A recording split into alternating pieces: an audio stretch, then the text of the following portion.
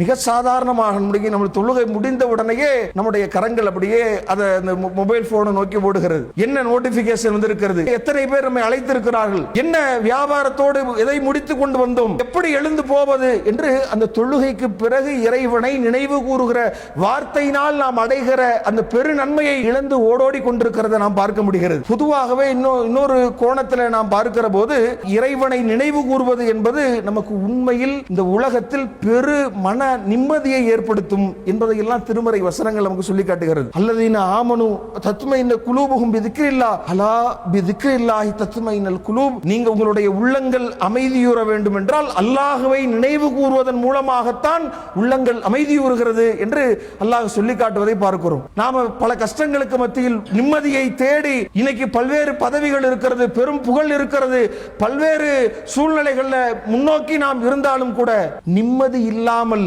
நம்முடைய வாழ்க்கை பயணம் ஓடிக்கொண்டிருக்கிற இந்த நேரத்தில் நிம்மதி வேண்டும் என்றால் நீங்க பணங்காசை நினைப்பதை தாண்டி உங்களுடைய குடும்பத்தை மற்ற பல்வேறு விதமான கவலைகளை நினைத்து பார்ப்பதை தாண்டி அல்லாஹ்வை நினைத்து பார்ப்பதன் மூலமாகத்தான் உண்மையில் உங்களுடைய உள்ளங்கள்